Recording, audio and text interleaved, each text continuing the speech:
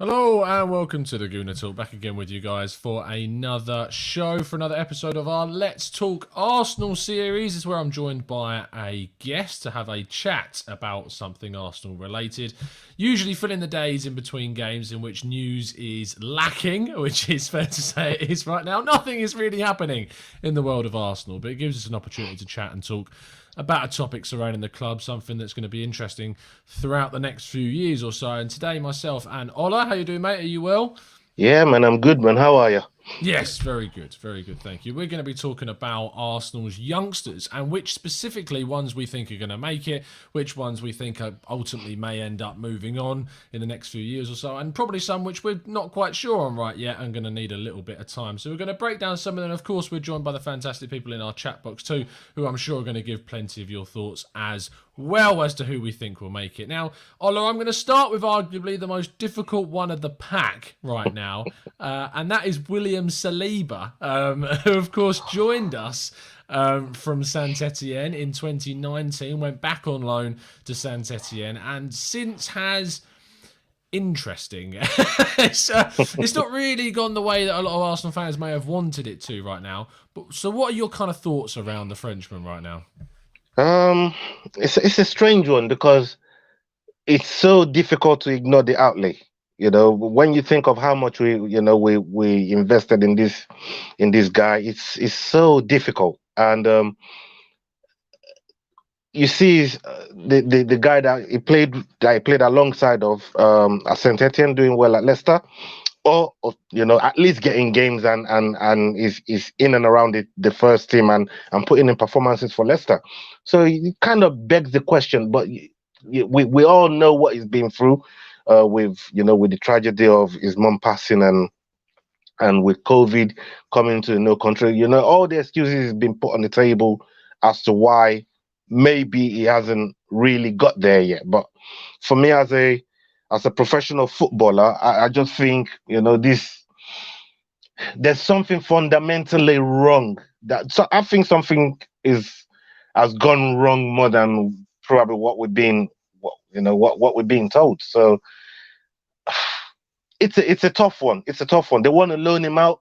I'd rather just sell him, because if he comes like he's not gonna cut at Arsenal, I'll just take our losses and sell him. I'm sure there'll be willing buyers in the French league. He's well known over there, and he's supposed to be a good prospect. I heard people calling him the next Varane. That's how highly thought of that it was back out there in France. So yeah, for me it's a tough one, but it's looking like the club might have to bite the bullet on this one and try and recoup back as much as they can off the outlay. Hold on, I can't hear you. One sec. That'll be me professionally muting myself. That's what that is. The thing with William Saliba is, like, whilst we look at him as a player that has all this potential in the world, a lot of us have only seen what he's done in France, and we've not necessarily been able to know what he's able to do in England. And I think that until he's given those minutes, we won't know. And I think that's been a big problem this season is that we wanted to send him out on loan. The loan didn't happen. And then we look at him as someone that is going to have 6 months of football playing in the youth team, because he wasn't put in the Europa League squad either. Yeah. It's very unlikely he's going to get into the Premier League squads with how Arteta's kind of viewing him at the moment and his progression. In my mind, though, I would be putting him in the Premier League squads just to be on the bench, because you look at someone like Mustafi that's making the bench every single week. He's arguably going to gone at the end of the season. He's not going to sign a new deal. He's ending his contract at Arsenal this season. Why invest more time in him and rather put Saliba on the bench, so that if you are in a comfortable position, which I know in the Premier League seems like not the most current thing to talk about with Arsenal, but if we are in a position where either we need to bring him on or we have the opportunity to bring him on, it's good experience for him. So I don't really understand why. Absolutely. You know what? I agree with everything you said there, and it's still down to the coach to give him a chance.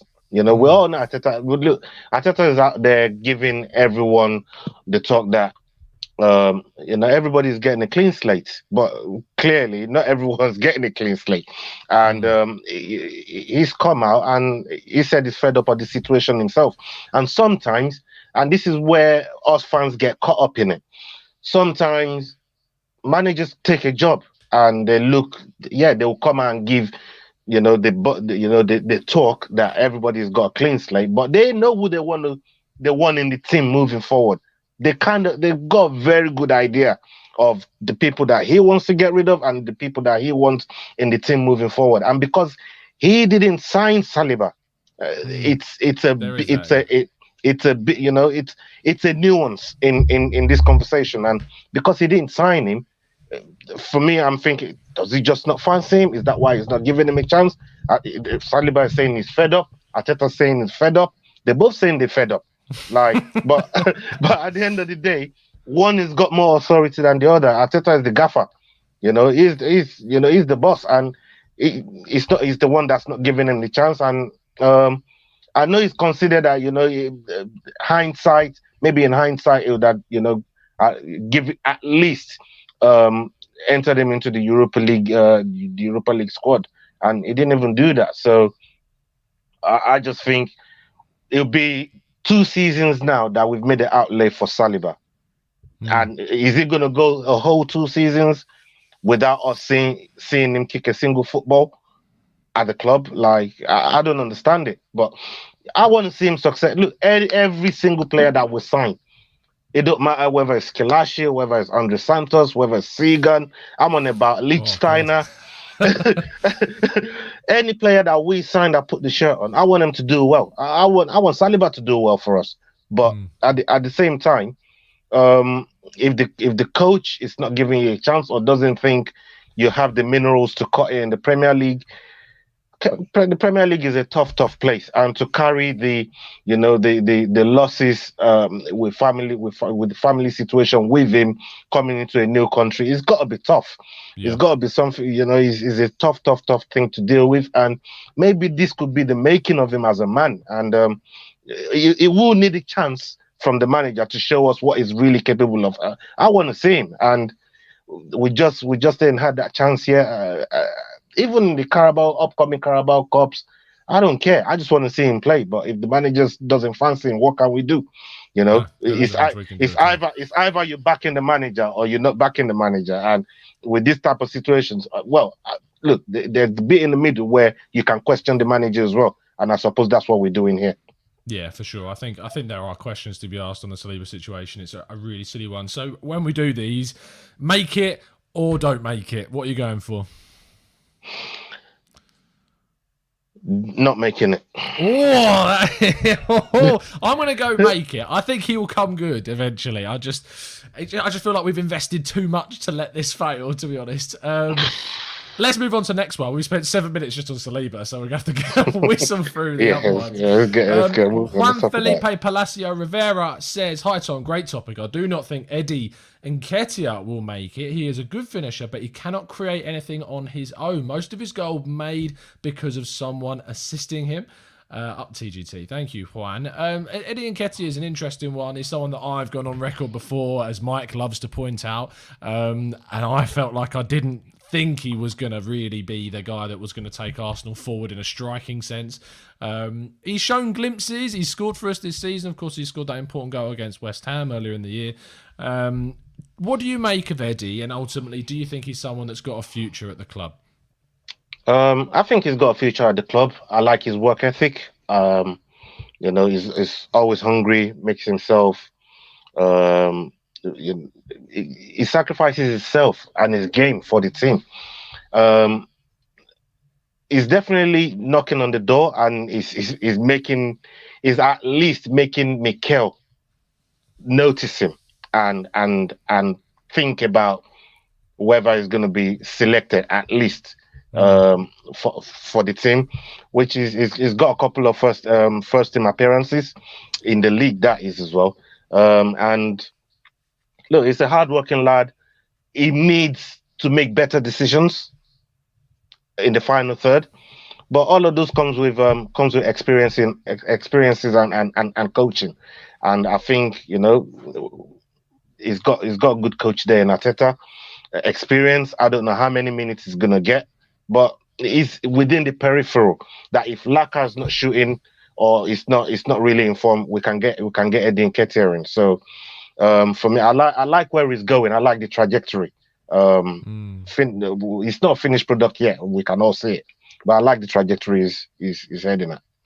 Osman says, right off the bat, I'll say that Nketiah is never going to be good enough at this level. The others can be whatever they want to be. The choice is theirs, in my opinion. Jermaine says, I think Eddie can be great for Arsenal. He's a great poacher. He needs service, and that's been his issue right now. Daniel Roberts says, Nketiah is nothing more than a poacher, and not a great one at that. There's a lot of criticism coming in for Nketiah this evening. Yonic Max says, there's something about Eddie that doesn't sit right with me, just has a selfish character about him from what we're allowed to see on the pitch. Christopher Fung says there is always a role in the team for a goal poacher, but the problem is definitely service. Granny says that they don't think that Eddie will make it.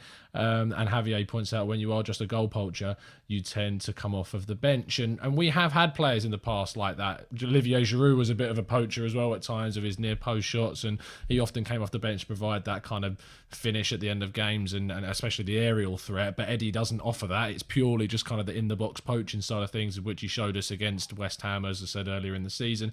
I don't think there's going to be a long-term future for him at the club personally, but I hope that we play him enough that we can get kind of that value up so we can stop selling some of our young players for such cheap fees.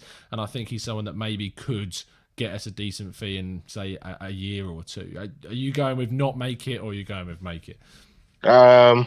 I'm gonna go and make it because in the chat, I said you in just our chat disagree group with that me now. That's all you no, do.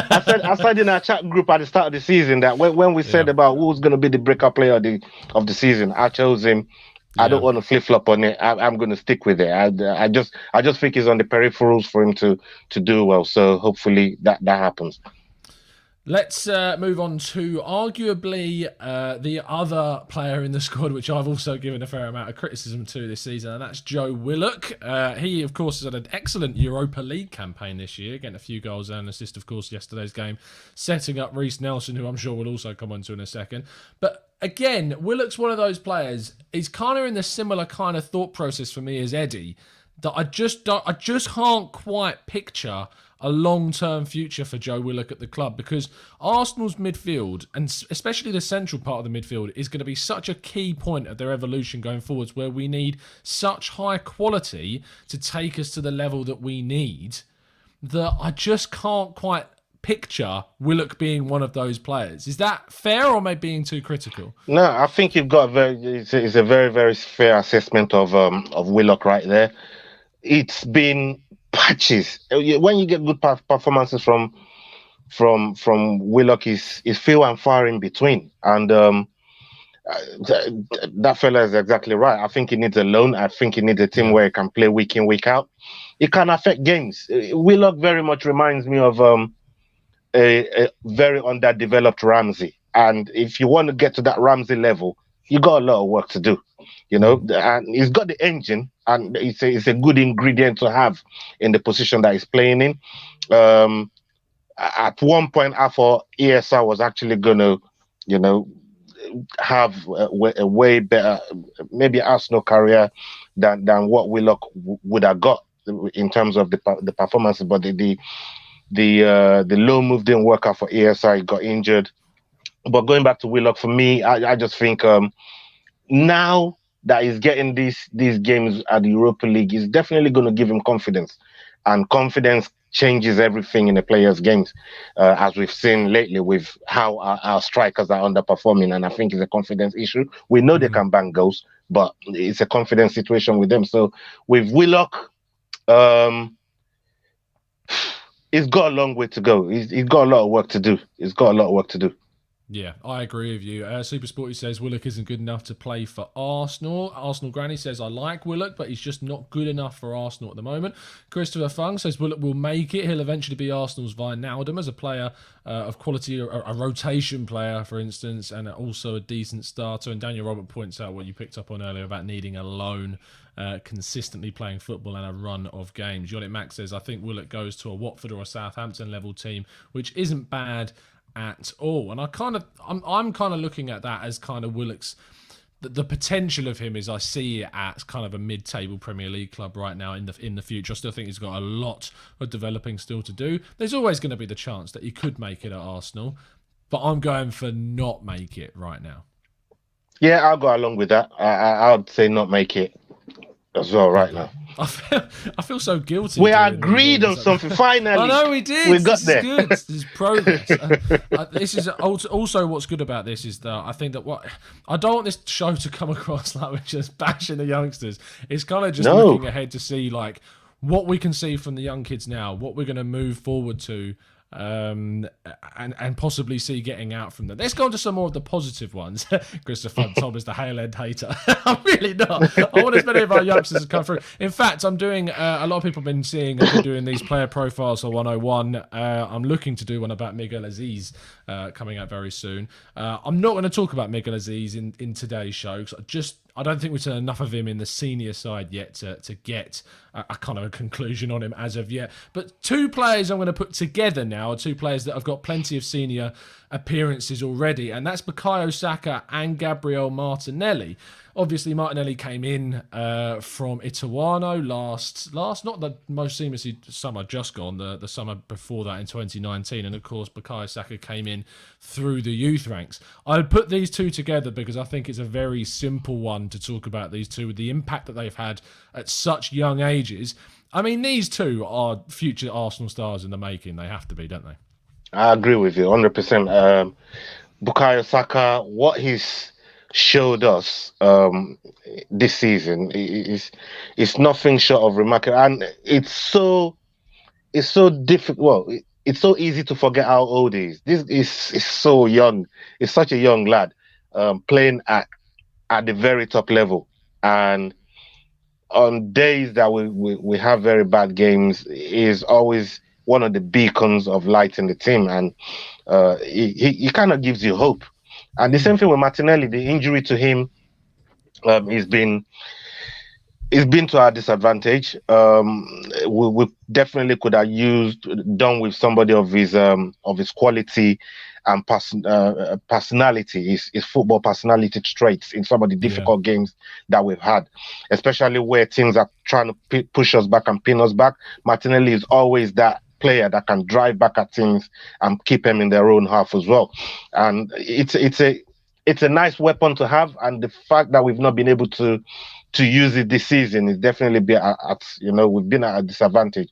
But on the basis of the quality that I've seen from both of these players, the proof is in the pudding. All you need is eye test. You don't need to see anything. You just don't look at what these guys are capable of. They're going to make it, in my opinion.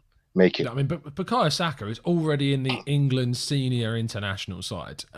The levels of progression we've seen from here has been unbelievable.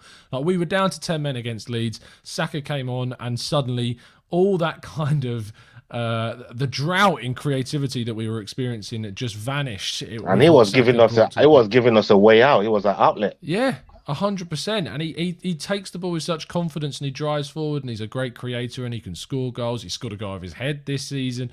Like, he just is continuously showing how important he is to this side, and he looks to be one of those players that Arteta hopefully will look to build that offensive side around him, and I think that's ultimately going to be great. The Martinelli, for me, I'm worried about slightly, because I think when he does return in the new year, there's going to be a hell of a lot of pressure on him. I actually have a really weird feeling that he's going to come back, be fit, and Arteta's not going to play him.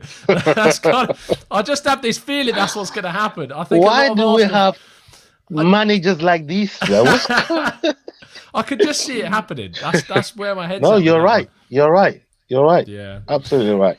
David Key says, we look at the kids, and apart from Martinelli, are any of the kids better than Walcott Iwobi? I like Emile Smith Rowe. I forgot about Saka, who will, of course, make it as well. And it's a fair point. I think Iwobi, obviously, was we burned him out at Arsenal. We played him too much, too quickly.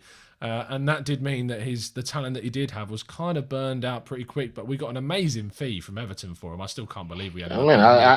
Emery used him so well to be able to get that type of money out. €40 is crazy. Oh yeah, fantastic Absolutely business. Crazy amount of money. Theo Walcott, of course, also left for around £20 million after we got pretty much all of the best years from him too. I thought that was also a good sale from the club. And Alex Oxlade-Chamberlain was another youngster, of course, that a lot of people regret selling. I think that he wanted to leave at the time, but we got a good fee. You don't regret selling him? I mean, his injury record's been pretty horrific since. Exactly. It's almost like asking me, do I regret us letting Wilshere go? This was some of the things. This what I mean. This was some of the things that we should have been doing as a club. Be ruthless.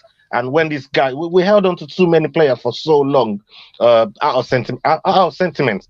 But some of these players, when it looks like they're not cutting him, let them go, get some money in for them, and then we can, we can reinvest on the team like that. So I'm not losing any sleep that those guys have left the club. Oxlade, Walcott, I'm not losing no sleep over those guys, man. So yeah, I'm happy they're gone. Yeah, I ain't either. I think ultimately players leave, and if they're going to leave, they weren't the right fit for the club. And we've sold a lot of players, and they might have done it as an immediate impact somewhere else. But ultimately, on the whole, a lot of them haven't gone on to do too many great things. There's very few examples. I think you look at the likes of Serge Gnabry, of course, as someone who's gone on to do quite well. A lot of people raved about Jeff Rain Adelaide. He did quite well when he went to Angers, but has since left then and gone to Rennes. You're about to go in a rabbit hole there, because that's a long list of players that did well. I don't know, because I mean, I'm talking about kind of the youngsters that we had, right. Some of the players that we signed, because right. Obviously went off and won the league. Nasri went off, won the league. Cesc Fabregas went off, won the Champions League. So I wasn't talking about the older guys. It's more of the youngsters. It's more of the young boys. Fair enough. Let's go on to the next one. Emile Smith Rowe, of course, set up. He got an assist yesterday. We'll come on to the guy who scored the goal very shortly. But Emile Smith Rowe has been someone who's faced injury issues. He went on loan to RB Leipzig, hardly played any minutes at all because of injury. Went off to Huddersfield for 6 months last season, helped them stay up. We spoke on the channel to David Webb, the head of football operations there, who signed him, saying how much of he rates this guy. He loves him and really thinks he can be a Premier League player already. With the amount of kind of gap that we have in that number 10 row at Arsenal, I look at Emile Smith Rowe as a real possibility as someone that could play there, and I think he will make it at the club eventually. I think he's got huge amounts of talent, and I really think that he could ultimately make it at Arsenal.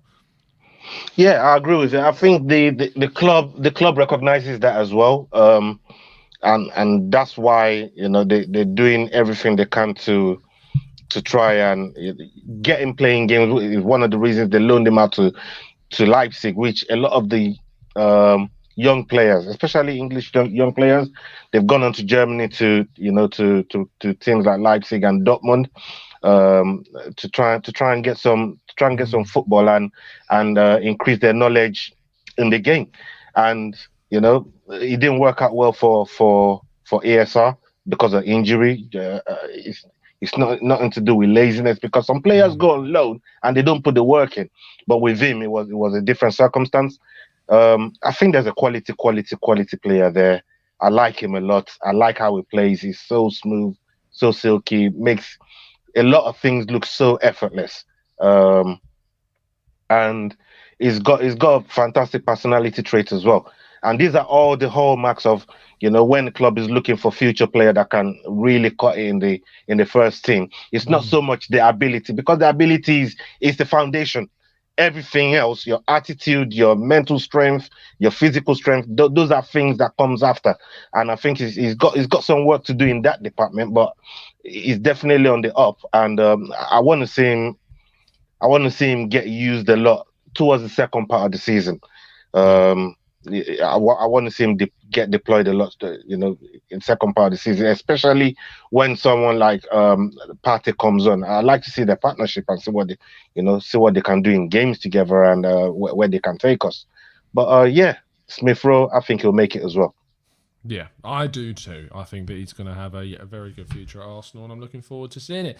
The guy that he set up in yesterday's game against Mulder, following Balogun, we haven't seen too much of him playing the senior side yet. He's only got 2 appearances, but what an introduction into yesterday's game. I can imagine that he's going to be playing a fair few more minutes now. We have seemingly qualified for the knockout rounds as well, top of the group, which is great.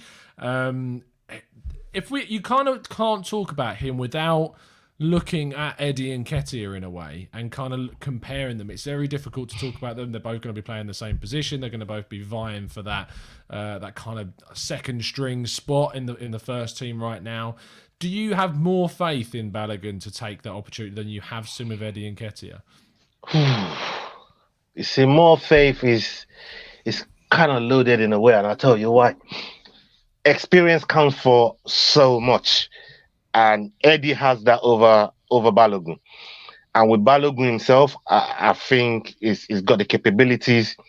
I just haven't seen... I've heard all the rave reviews, and it's all good stuff coming out, from the outlets about Balogun. But for me, I just think ESR has that experience over him, and that could easily be caught up with the amount of, if he start getting games and he's always in Arteta's thinking, then all of that could soon be caught out. But as far as being composed in front of goal and putting the ball, he knows where the net is. Definitely, we know that, and I still think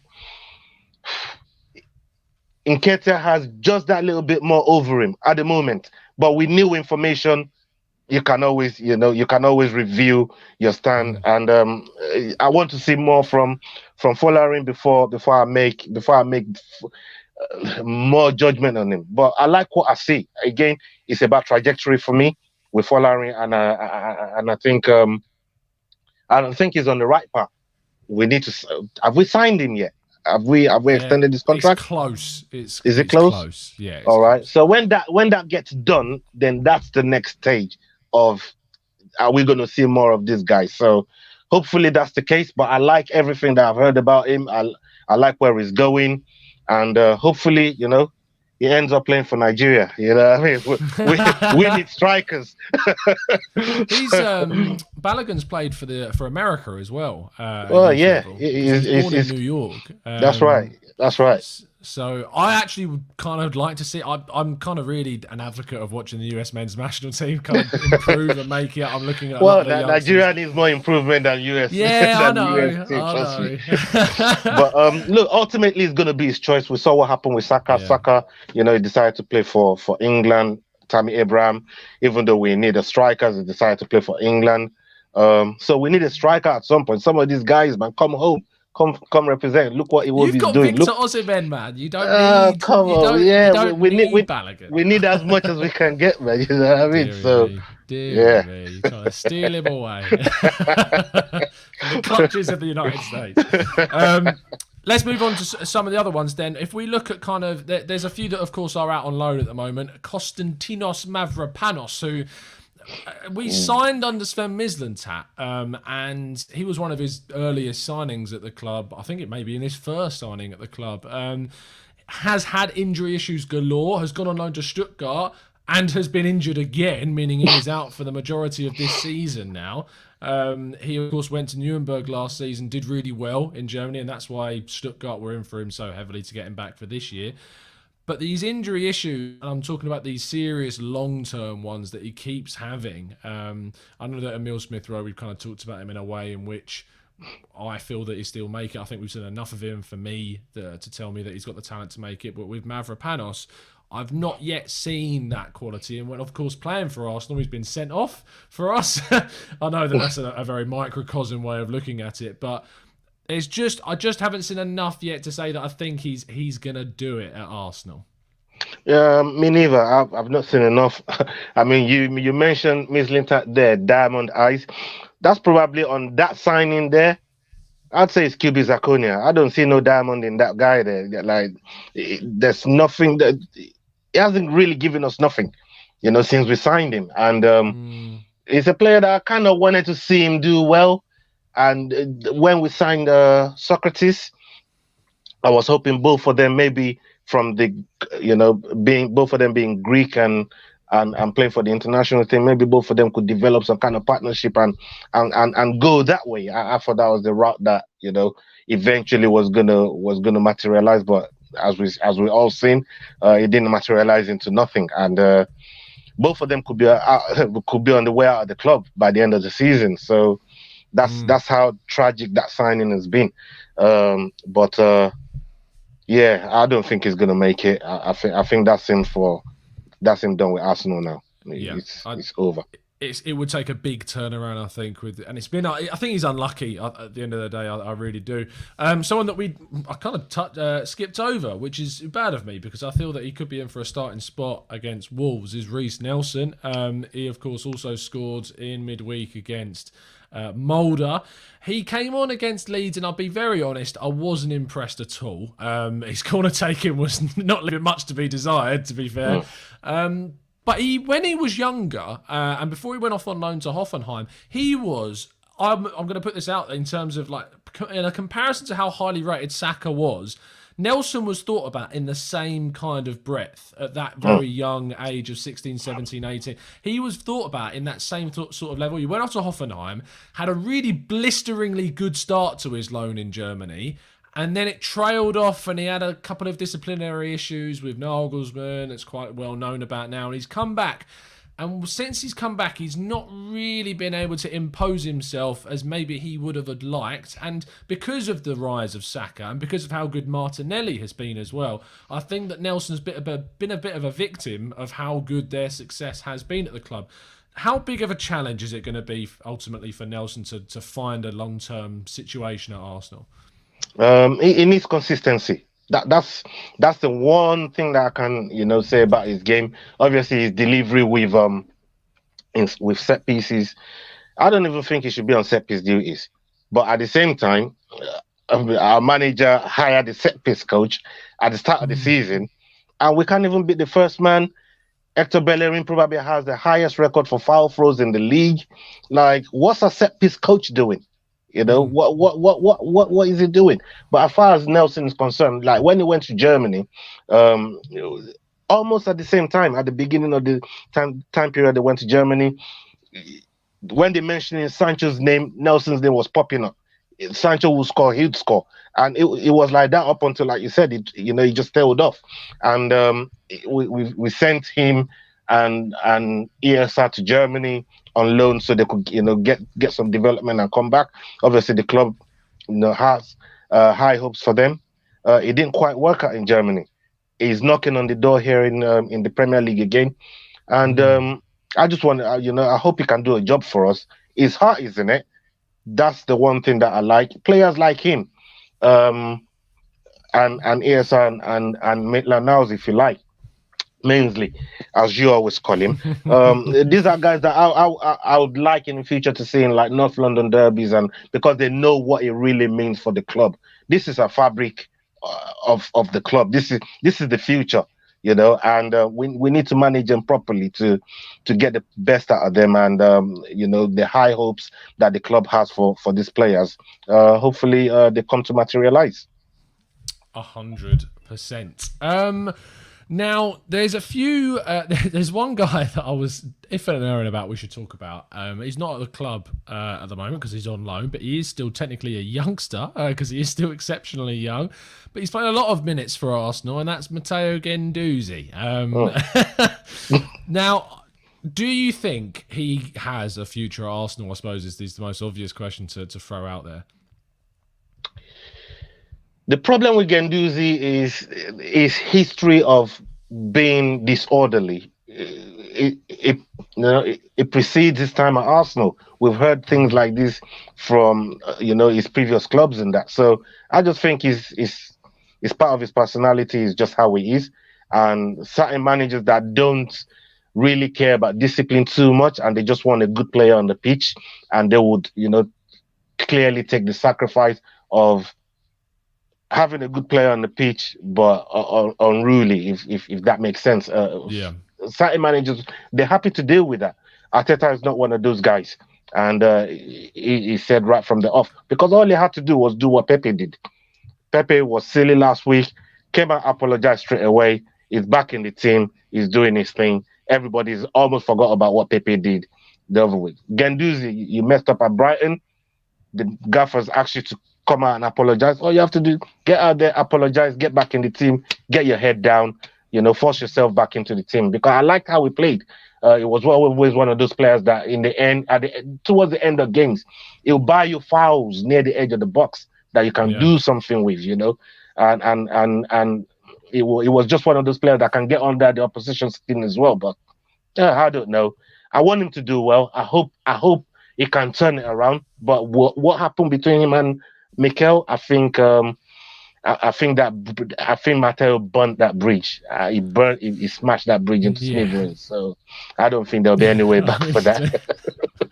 No, I can't see it. He could have a blistering season at Hertha Berlin, and to be honest, all I think that Arteta will think about is that the club will be able to make a fair bit of money if they sell him. Yeah. I can't see it turning around for him. It would. We'll try to sell him to anybody that will listen. Yeah, I hope he does really well because, not because in terms of coming back, because I just don't think he has a future, but I hope he does exceptionally well so that we can get a very good fee for someone we paid a very small transfer fee for in the first place. It was less than 10 million quid, I think. So 8 million we paid for him, 8 million. Yes, so if we can get over 20 after an amazing season playing for a good German side like Hertha, then there's real opportunity there to get a good bit of money back. Now, let's have a look at... It would take ages to go through all of the really young guys in the squad. So what I'm going to do is I'm going to read out some of the names of the guys that are on loan currently. And then if you want to throw out any of those names that are jumping out to you as thinking, I think they're going to do all right. So we got Matt Smith, who's on at Swindon. Tom Smith, goalkeeper at Dover Athletic, who I'll be very honest, I know nothing about. James Olayinka, who's very highly rated central midfielder on loan at Southend. If anyone hasn't seen his goal from the other week, it was unbelievable. We got Harry Clark, who's at Oldham, he's a centre-back. Talaja Bola, who is a left-back at Rochdale. Daniel Ballard, who is a very well-known centre-back playing for Blackpool, and very highly rated indeed. Mark McGuinness, equally highly rated, playing at Ipswich in League One. Tyrese John Jules, who people know a lot about as a striker, who's playing on loan at Doncaster. Ben Sheaf as a defensive midfielder at Coventry. Geordie Osei Tutu, who's at Cardiff and spent last season on loan at Bochum and did very well as a right back. Trey Coyle and Zach Medley, both on loan at Gillingham this season. Zach Medley's been playing a lot more than what Trey Coyle has, and Coyle actually scored against Arsenal's under-23s in the EFL Cup, which is quite interesting. And Zach Swanson, who's a right back on loan at MVV Maastricht, which I believe is a Belgian, or it might be a Dutch side. I think it's a Dutch side. Yes, it is definitely a Dutch side. Emile Smith Rowe, of course, is in this list as well for some reason. I don't know why. And Nathan Tormey has left the club, so we don't need to talk about him. That was the one on the list. Well, so from those, who is kind of jumping out at you? Matt Smith, the boy at Swindon. Yeah, I like him a lot. I like the look of him. Confident player. Is the one that's catching my attention, and hopefully someday you can come back to the club and produce for us. I think that there is a couple that I like the look of Osei Tutu. I think that he's someone that Arsenal really could look at kind of forging into an understudy to Bellerin in the long term.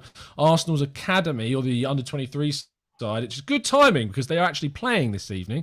They're playing against Derby County, and the lineup has just come out. We've got Okonkwo in goal, who's actually a really highly rated goalkeeper right now and could be pushing for a starting spot in a couple of years' time. Maybe not a starting spot, but a squad place. Chambers is playing. The big news is Pablo Marie is playing in the under-23s game as well. So he's getting his first bit of football for a while, which is going to be interesting. Saliba's playing alongside him. Alabiosu is playing at left back with Akinola, Cottrell, and Aziz and Kurjan. Kurjan, of course, I believe Kurjan might be Romanian, I think. Is Kurjan... Someone will tell me in the chat. I'm just going to quickly do a quick Google. I'm pretty sure he is. I'm going to look completely stupid if he isn't. He is Romanian. Yes, I was right. 100%. And who else is playing? Mola and Taylor Hart, who is a player that I've not come across, actually. So, and then on the bench, we've got Dinzei, who, of course, joined from Spurs. Joel Idaho is the young Dutch guy we got from Ajax, very highly thought of. Ejaheri Agungbo, and Norton Cuffy on the bench. So the two obviously that are there, besides Saliba, Murray and Chambers, that are really jumping out at me are Aziz and Moller. Moller joined from Malmo in Sweden. I interviewed one of his former coaches for 101. Very, very highly thought of. Very interesting guy. Tall, a target man, but really good on the ball as well. Technically, quite gifted with the ball at his feet too. And then Aziz, who of course got his first call up for the senior side with the game at Molde. Didn't get to come on, but I expect we'll get to see him in the last 2 Europa League games, which will be good. Any of those? And George Lewis is injured, as Daniel Robert points out, is another one. And Salah Adine, who's the young guy we signed as a free agent when he left Feyenoord. So there are a few that are interesting for sure. Any other names you want to shout out before we wrap up today's show? I mean, probably Ose Tutu, I think, is another one that jumps out at you, that you just expect good things from these players, and we're in a very, very good place, unfortunate place with these young lads now, and the way the club is heading, it looks like they'll be able to, at least if it doesn't work out with these lads, they'll be able to get some good money for them that they can reinvest back into the team. So I think we're at that place now where we need to start building assets, and this is the place to start with this young squad. I think that there is a lot of hope within the Arsenal Academy that a lot of these players can come through and make it. So you're going to have to keep our eyes peeled to the screens and watch some of these under-23s games. It's been interesting to see, of course, Saliba play and break down some of his games. So I'll be interested to see how he does this evening, and hopefully he can get enough minutes that he starts maybe getting some more thought about in the senior side. And Chambers and Marie playing as well. It's good to get them back, getting to full fitness. I'm really intrigued by Marie, if I'm honest, as someone that could come in and provide a good cover with Gabriel and maybe even play with him. I know it's weird to play two left-footed centre-backs, but you play two right-footed centre-backs quite a lot. So I'll be interested to see what happens with those two. Thank you, Ola, for your time this evening to have a chat about the Arsenal youngsters. Hope you've enjoyed it, talking about these thoroughly enjoyed it immensely. And thank you to everyone in the chat as well for joining us. Very, very interactive. Yes, interactive bunch. Fantastic, our chat box. So thank you ever so much, guys. If you could be even into more interactive by doing some physical touching of your phone, that sounded like I was going somewhere else with that sentence, but I wasn't. But if you could please press that like button on your screen, I'd really appreciate it. And if you're new around here, if you could drop a subscription as well. And if you'd like to help support the channel, get access to exclusive content, make sure you hit that join button and become a member and join the crew. And you can get on with our Discord server as well, which is a fantastic forum that all of our guys have been using to chat about during the games, transfers, breakdowns, and genuinely just basically taking the mick out of me most of the time. That's mostly Christopher Fung, if I'm honest. But they like having a pop at me in the chat for sure. But it's been a pleasure to speak to you, Ola, and the chat box too. We will see you again very, very soon. And as always, up the Arsenal. Salute.